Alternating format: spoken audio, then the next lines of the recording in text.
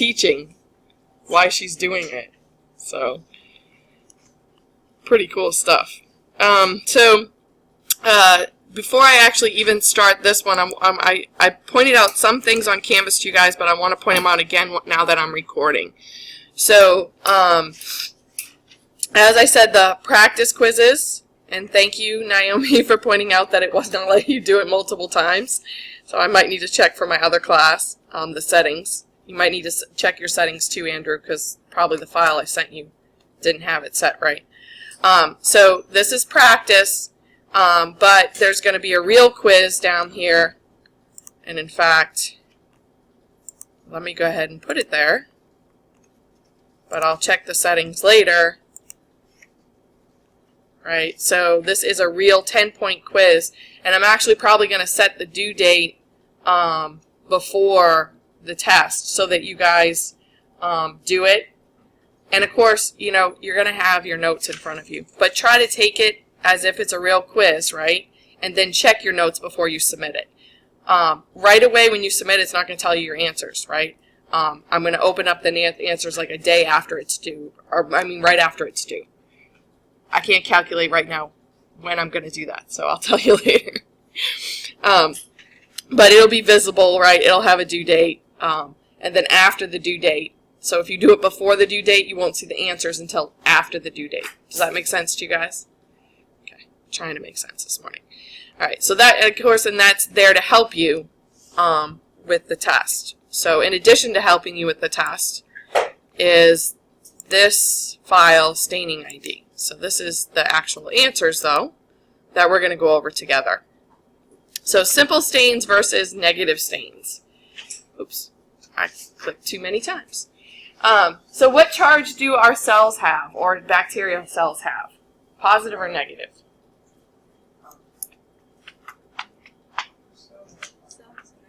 Negative. What makes the cell negative?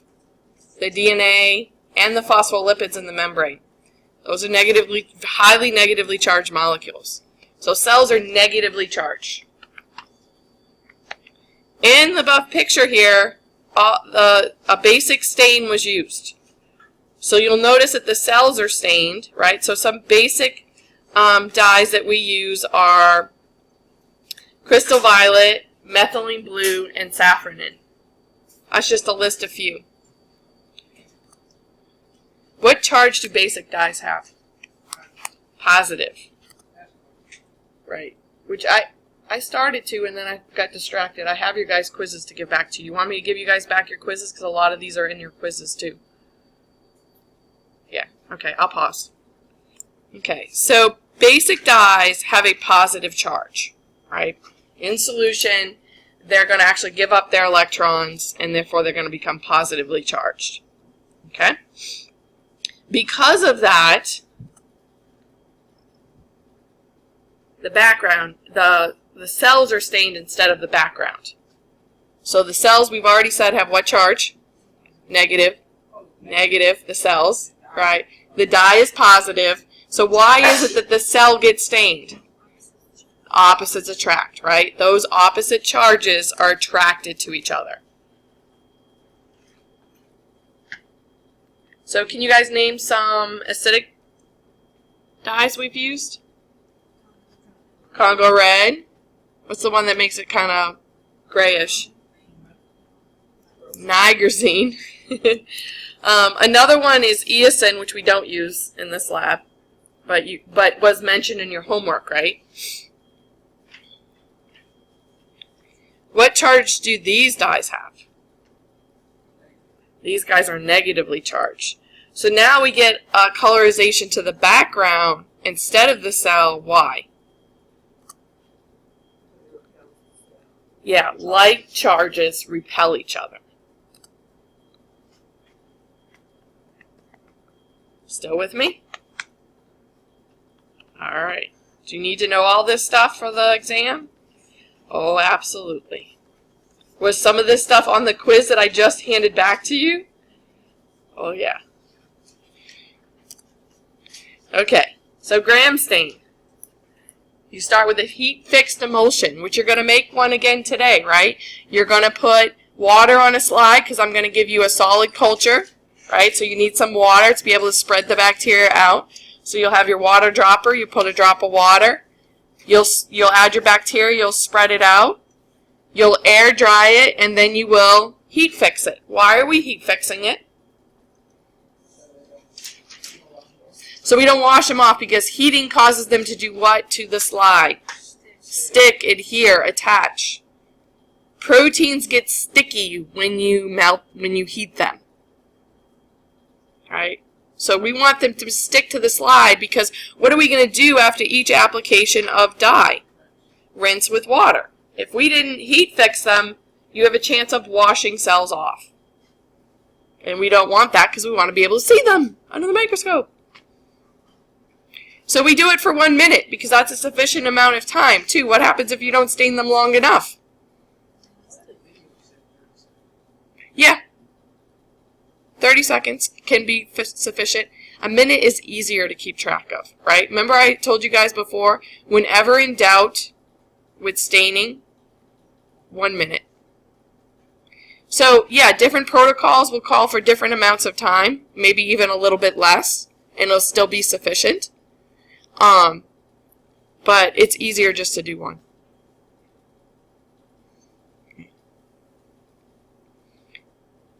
And you can deviate from protocols, right? What do you do if you deviate, though? You write it down. So that way, if it doesn't come out as expected, that might be why. But say you only left it on for 10 seconds.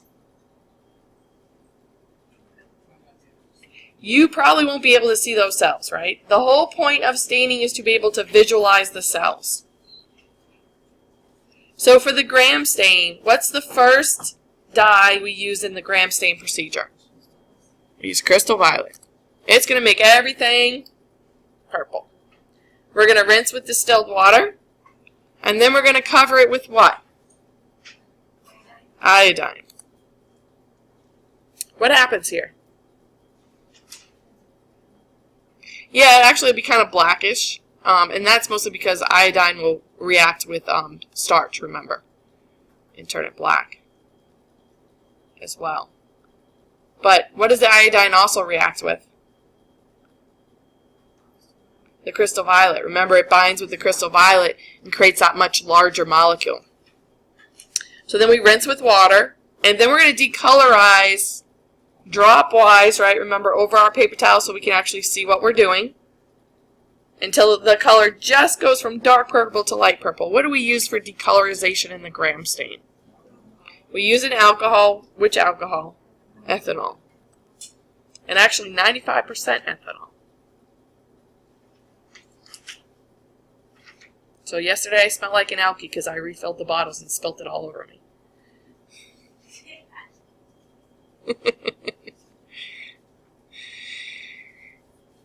If we stop there, gram-positive cells are going to be what color? Purple. If you don't do it too long, right, they're going to stay purple. What are gram-negatives going to be? They're going to be colorless. So we need to do the last step so we can see them, and the last step is what? Safranin, or the last dye. And what color is it going to make the gram-negatives? They're going to be pink. You're going to rinse. You're going to blot dry. And then remember, bacteria, we're always going oil immersion 1,000 times magnified. Right? We live under oil for the rest of the semester. So, what color are these cells? They're purple. What dye made them that color? Crystal violet, because we're talking about the gram stain, right? Hence the title. This makes them gram-positive or gram-negative? This is gram-positive. And remember, this means they stayed purple. This has nothing to do with charge, right? This is a result in a test that we're running. The result is it stayed purple, so it's positive. What color are these cells? Pink. Which is a light shade of red, right? Sometimes people will accept red. I prefer that you say pink, though. Okay? Because it is different. It is a lighter shade of red. What dye? Safranin.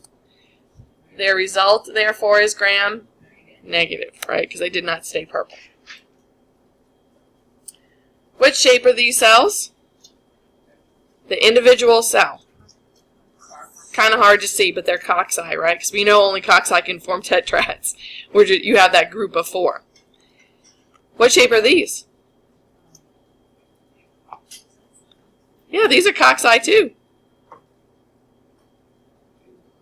Does the shape determine whether they're going to be gram-positive or gram-negative? Now, what determines whether they're going to be gram-positive or gram-negative? Nope. Mycolic acid is acid-fast. That's one of the ones we're going to do today. The cell wall. And what's the cell wall of bacteria made out of?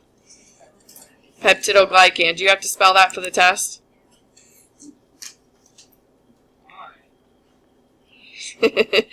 So, for gram-positives, what do we say about that peptidoglycan layer?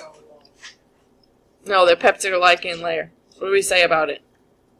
Is it thick or thin? It's very thick, right? And remember, it shrinks up with the and holds in the crystal violet iodine when we hit it with the ethanol, with the alcohol. It traps in the crystal violet iodine complex. How many membranes does a gram-positive cell have? No. Membrane. How many membranes does a cell have? 1, right? Most cells just have 1.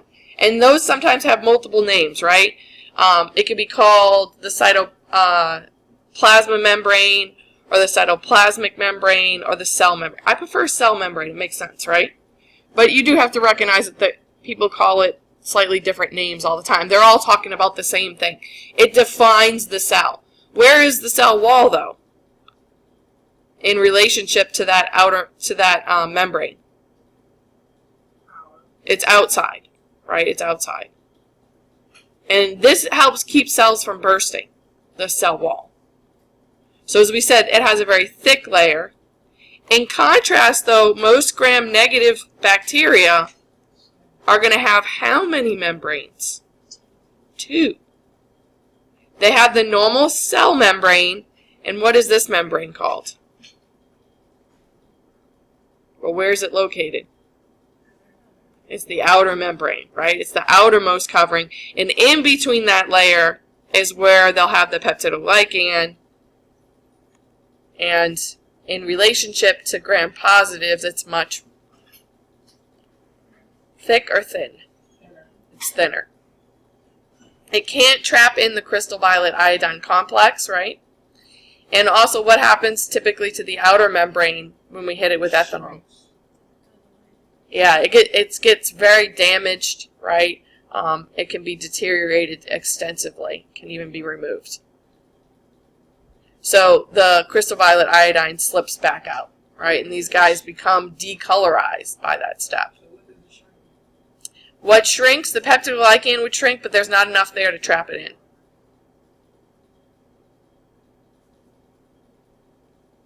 Right, so notice my colors.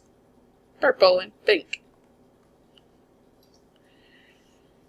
So which one of these has a capsule? A or B? A. So why do we need to stain the cell in the background around a cell to see the capsule? Yeah, capsule doesn't have a charge, so what do we notice about the capsule here? It's not stained, right? So in order to see it, you've got to stain the cell and the background, and then you can see the unstained capsule around the outside of the cell. And that's the other problem. It's on the outside of the cell, right? If it was on the inside, we could maybe just stain the cell, and the fact that it doesn't stain, we would be able to see it. Not the case here, right? Because it's on the outside, we have to stain the cell and the background so we can see that layer that's not stained outside of the cell. Here in this picture, right, no halo, no capsule. Which I honestly, I cannot find a rod that doesn't have a capsule. So this is a made-up drawing. Huh? Yeah, it's on the quiz. Okay, so the capsule is located outside the cell, right, and it doesn't stain. So if we stain the cell, we'll only show the cell, right? It won't show the unstained capsule. And if we only stain the background, it's only going to show, again, the unstained cell and maybe unstained capsule. What's the function of the capsule? Why is it common for, like, Klebsiella pneumoniae to have a capsule? How is it beneficial to that bacteria to have that extra layer? Protects it, right? Our phagocytic cells, our white blood cells, can't really detect it very easily, and so therefore they're not going to gobble it up and destroy it. So it protects them, and it also helps them do what? Doesn't help them as far as our slides go, because our slides are not human cells, but this capsule will help them do what to human cells?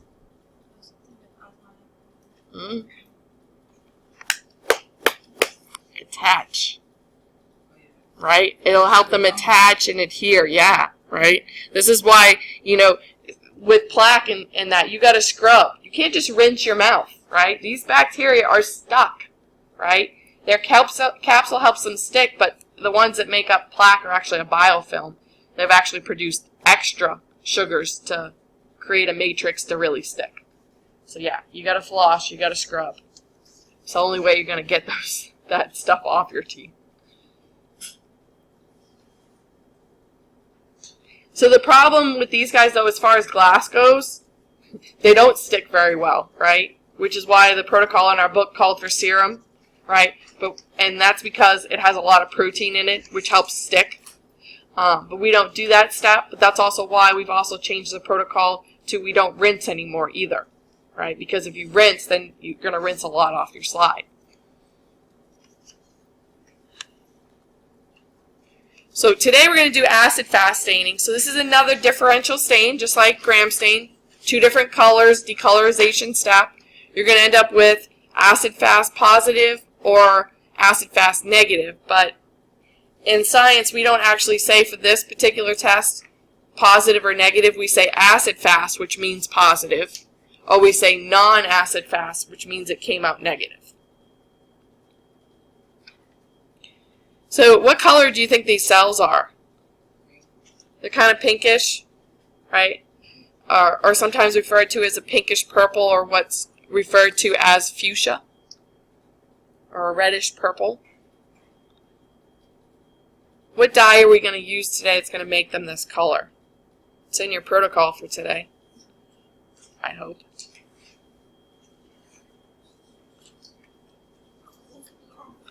Carbofusion. And we're going to be using a particular method for this staining procedure called the Zealand-Neesman method. And in that method, you use a less concentrated form of the carbofusion. So it is important that the carbofusion, this dye, is actually formulated differently for the 2 most widely used methods of this stain. Now, a method is a variation, right, of a protocol. So there are 2 variations. There's the Zealand-Neesman, which we're going to use, commonly abbreviated the ZN, or the Quignon method, which we're not going to use because that uses a much more concentrated form of the dye. We don't have a fume hood, as you can see in here, and that one would, because of the higher concentration, need to be done in a fume hood. Contains phenol, which is something you may smell today, right? It's kind of offensive. But it's in low enough concentrations in what we use today that it's safe to be used in an open lab condition that we're under. So nobody's going to get sick. Also, we don't have to pay a biohazard fee. Like, costs $50 to get the Quignon concentrated carbofusion shipped to us. 50 extra bucks. Because it can be hazardous. So we don't mess with that anymore.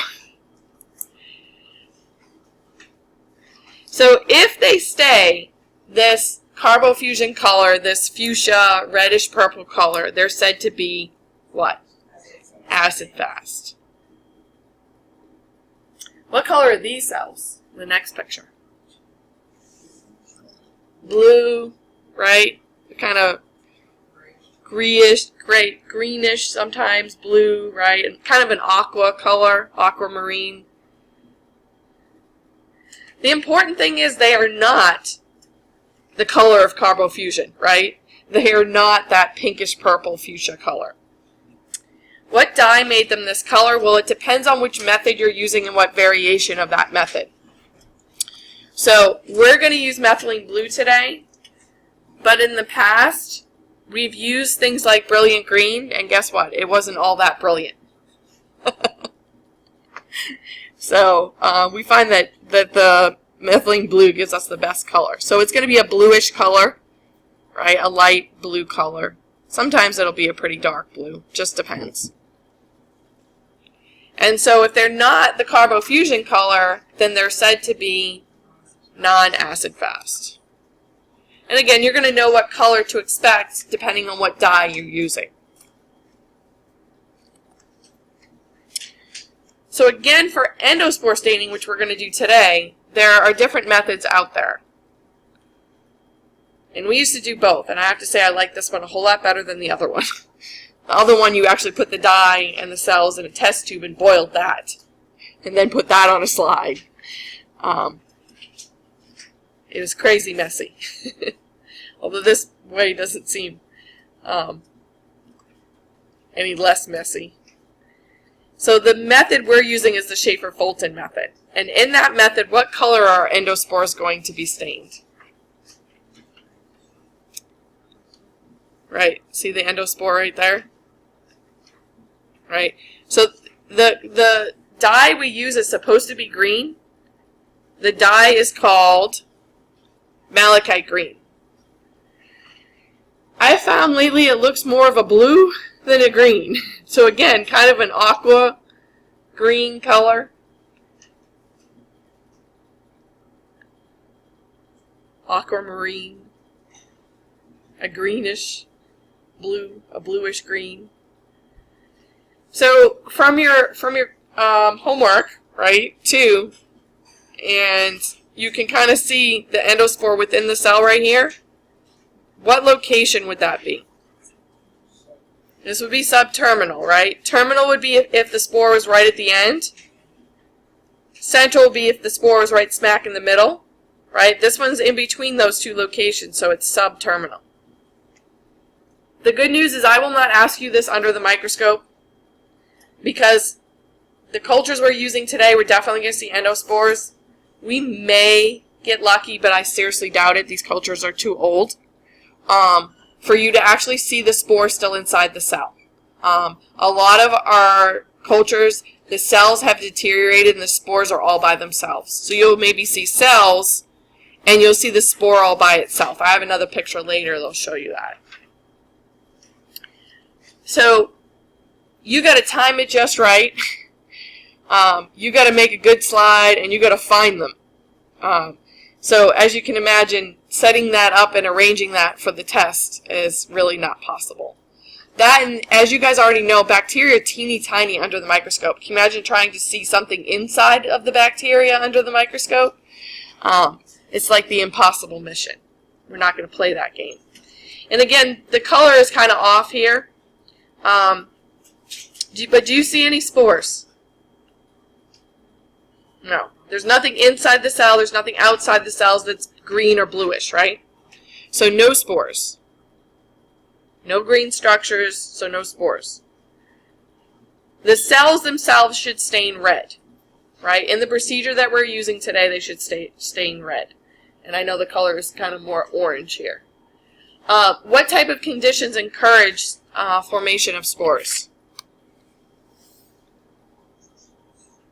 So what do we from your homework, yeah, they're going to run out, one of the main things is they're going to run out of nutrients, right, because we grow them for a really long time. The other thing is anything that's harsh or poor, right, anything that's not conducive to reproduction is going to cause that cell, if it can, to go into this dormancy period of forming an endospore. So nutrient depletion is what we utilize, but there are other things that would be considered harsh or poor conditions for organisms. Changes in oxygen availability, or even the presence of oxygen for some, is harmful. pH changes, lack of water, right? Temperatures, yep. So for this picture, what do you see? You see endospores. So what's this stain? You see endospores, right? So it's the endospore stain, right? Everyone agree with me on that one?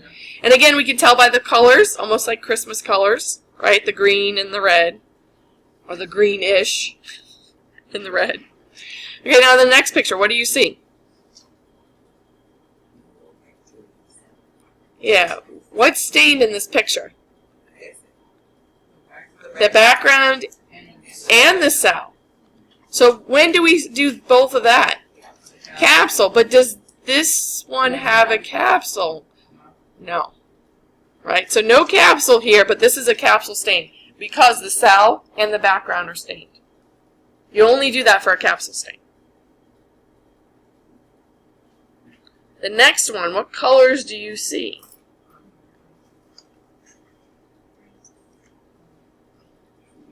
This is kind of that fuchsia color, right? And some other kind of maybe bluish color. This one's Acidfast, and there's another clue here other than the colors, y'all. Acidfast bacteria, right, are what shape? They're bacilli, right? And because of the mycolic acid, when you expose them to water to make a slide, they clump together. They're water-fearing. So you see how they're clumping, right, together? And the fact that they're rod-shaped and they're that fuchsia color is a clue that you're looking at acid-fast stain here. Yes, acid-fast bacteria, well, mycobacteria that are acid-fast are rod-shaped, yes. And they're going to tend to clump together under staining conditions.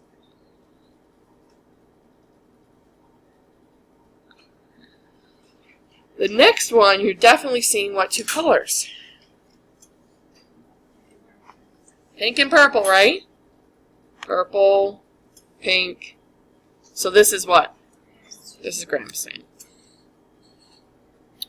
The last one, what do you see? Just the background stain. So this is an acidic dye, but what do we call this staining procedure?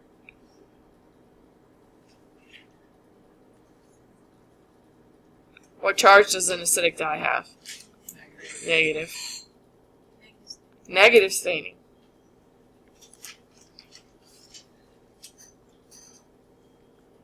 With negative staining, only background gets stained, usually not the cells.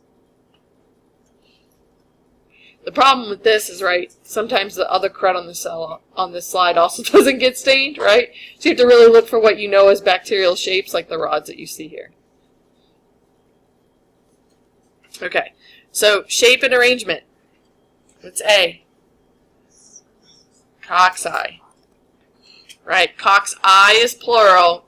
If I'm talking about a single cell, it's coccus, right? What's the next arrangement? Right, they're still cocci, but now they're in pairs, so it's diplococcus. What do we call it when cocci are in these groups of 4 in a square? Tetrads. Do you guys remember which organism looks like that we've worked with?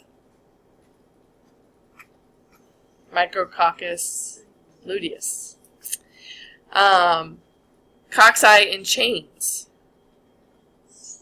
Strepto. Remember strep throat, right? Packet of 8. Sarcinia. Cluster of cocci. Staphylococcus.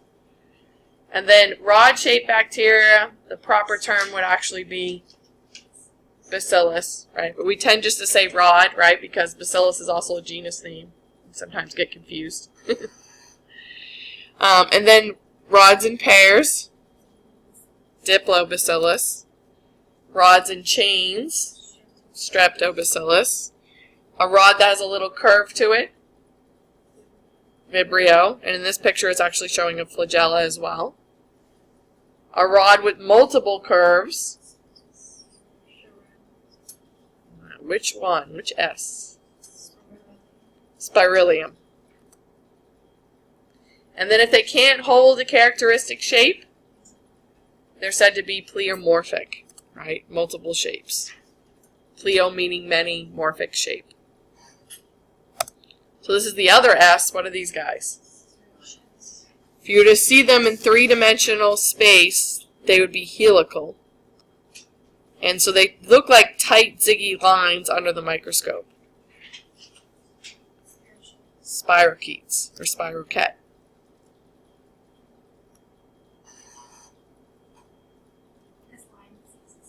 Yeah. The cause of agent of Lyme disease is spirochete. Can corkscrew through your tissue. That's why you get that. Sometimes you'll get that characteristic bullseye rash, because from where the tick injected it into you, they're swimming out in all directions from that bite. And then you get the immunological response, that rash. And so you get this nice big round rash. So all exercises we covered so far, including today, is on the exam next week. Your quizzes are a good example of the type of questions I'll ask on the exam. Right? Review all your quizzes. I will grade this one and give it back to you today. You should know all the terms you were assigned for homework. This includes spelling them. So yeah, peptidoglycan. You need to spell it. Don't ask me about that. Go ask the powers that be. Okay, there's lots of slides you'll have to identify, right? Both eukaryotic microbes and bacterial stains, right? We just gone over stains. You still have the practice quiz for eukaryotic names, and yeah, you got to spell them. I just hold you guys to the genus name, the first name, right? So Plasmodium, you just have to be able to spell Plasmodium, not Plasmodium falciparum, right? For some that have two names. Saccharomyces cerevisiae, just Saccharomyces is sufficient, right? Makes it easier for me to grade too. And then some of them we just have a single name for them anyways. But the ones that have two names, we're just going to stick to the genus name, the first name. Just like the practice quiz is for you guys on Canvas.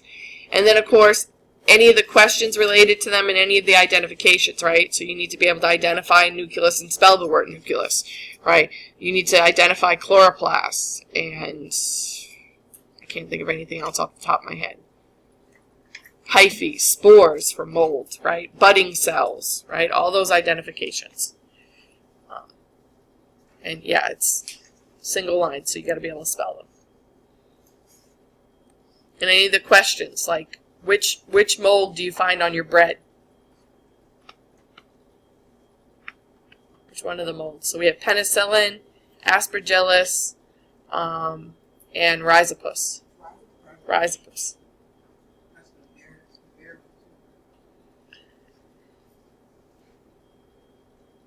No.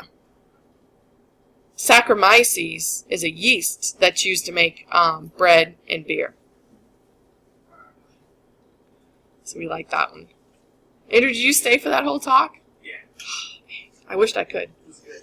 My walker to walk my son home wasn't available that day. We had the Second Line Brewery over here behind Bud's Broiler, across the tracks from Bud's Broiler. The CEO and main guy for that came and gave us a talk on how to make beer. Because, you know, yeast make beer. It was really cool. Learned all the different terminology and the different steps in the process and what they do and why they do it. It's pretty cool stuff. But I didn't get to stay to the very end. Missed it. To go pick up the kid from school.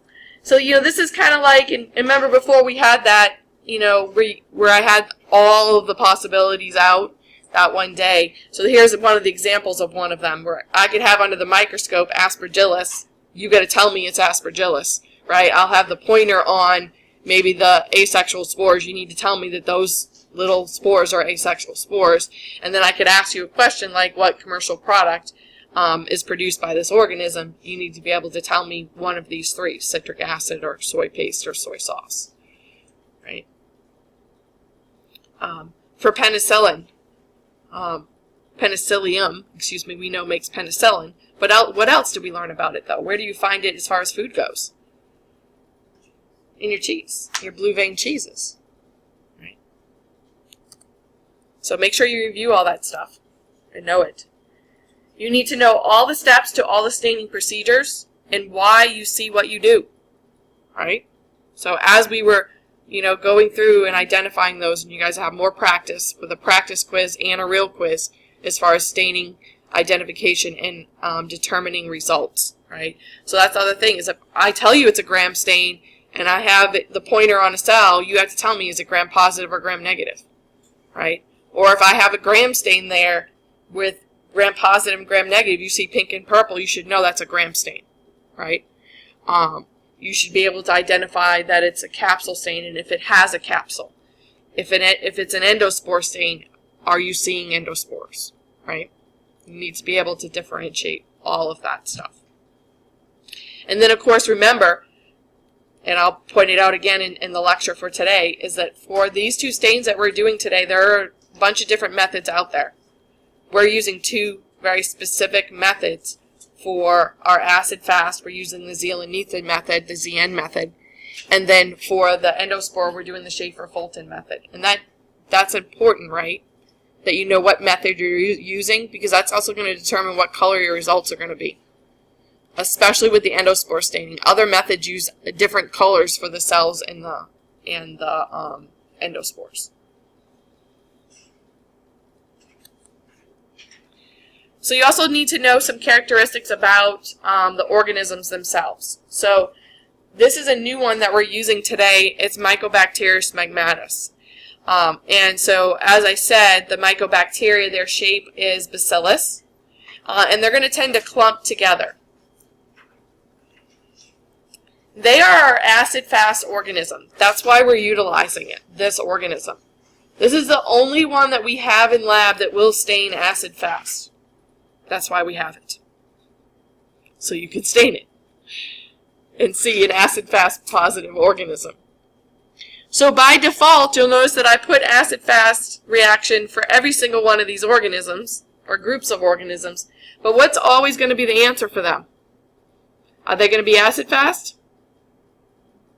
No, because I said the only one that's acid-fast is the mycobacteria. So E. coli, we saw that in our gram stain last week, right? What shape did it have? Rod shape. Does it have an arrangement? No, it's said to be singular. Doesn't stay next to its friends after it divides. Kind of goes on its own little way. Gram reaction. We'll see that they're pink, so therefore they're gram negative, and by default the acid-fast reaction should be negative or non-acid fast, right? It's not a mycobacteria, it'll be non-acid fast. Remember, gram negative means it has that thin peptidoglycan layer and probably an outer membrane.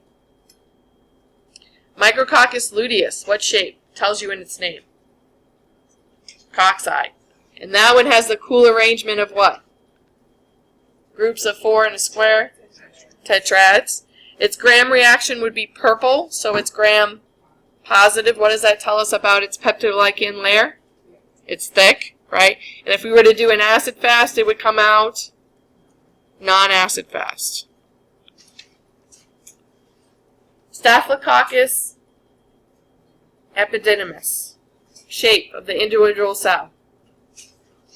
Cocci. Its arrangement. What does staphylo mean? It's in clusters, right? Gram reaction would be purple, so it's gram positive. So what does that tell us about its peptidoglycan layer? It's thick. And acid-fast reaction should be non-acid fast. And actually that's the organism we have as our non-acid fast today. So you should say bluish cocci in clusters.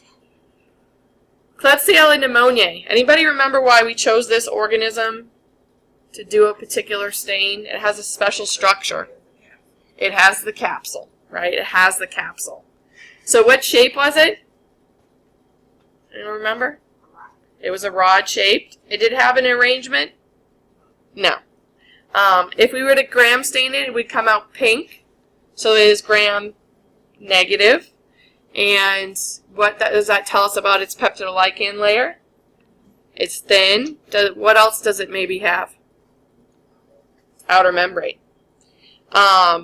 Special structure that we particularly stained for was the capsule for this guy, right? And then acid-fast reaction should be non-acid-fast. Yes. Bacillus, we're going to work with today. Bacillus cereus, Bacillus megaterium, and Bacillus subtilis. They all have what shape? They're all rod-shaped. They're all bacillus, right? And their arrangement is going to be in chains for most of these guys. If you were to gram stain them, they'd come out purple, so they're gram positive. What special structure are we going to try and stain today that these guys produce? Endospores. That's why we're working with these guys. These are all known endospore formers. If we were to stain them with acid-fast, it would come out non-acid-fast. Right. So each table will have a different bacillus, so make sure that you make a note on your sheet where it says to circle which organism your group was given. They're all pretty much the same.